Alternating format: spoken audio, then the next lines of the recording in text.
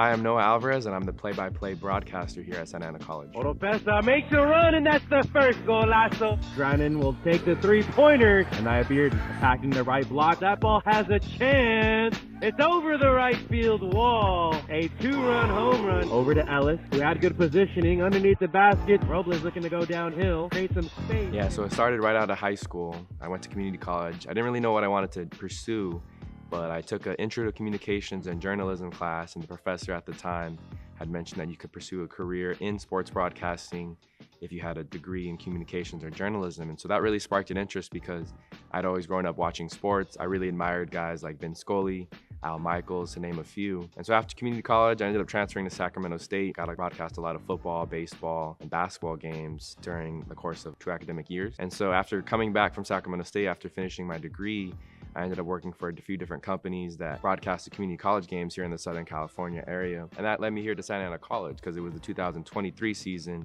in baseball that I was able to work a lot of the playoff games. And that following fall, I worked football. And then I remember asking the SID if I could work more games during the course of the year. And sure enough, I got on board, and that's how I ended up part of the Santa Ana College athletic staff.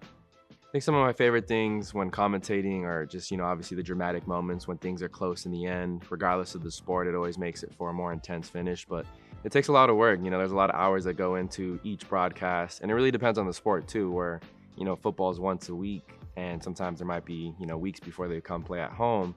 I might put in 5 to 10 hours, depending on the sport, a week as far as preparation goes. Basketball's a little tougher because it's a quicker turnaround if they have 2 games a week. I still like to not only know the rosters and the statistics and stuff like that, but know the backgrounds of each player. A lot of players at this level transfer from other universities or other community colleges. So it's kind of cool to maybe, include that into the storyline, where they come from. It really adds to the immersive experience. There's a lot of storylines in each season and each team. And so being able to add that to the broadcast as well, I think enhances the experience not only for myself, but to the listener, listening to the broadcast.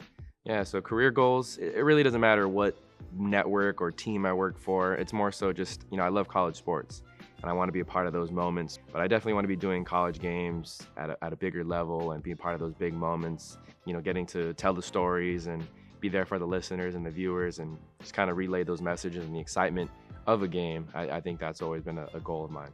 Yeah, I think the opportunity here at Santa Ana College has been huge because, the more you do something, the better you're going to get at it, right? Like the 10,000 hour rule.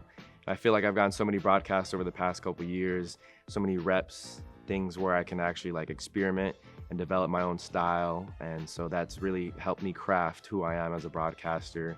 And obviously too, it helps being, part of a whole, season with a team and not just showing up around the playoffs and doing only playoffs.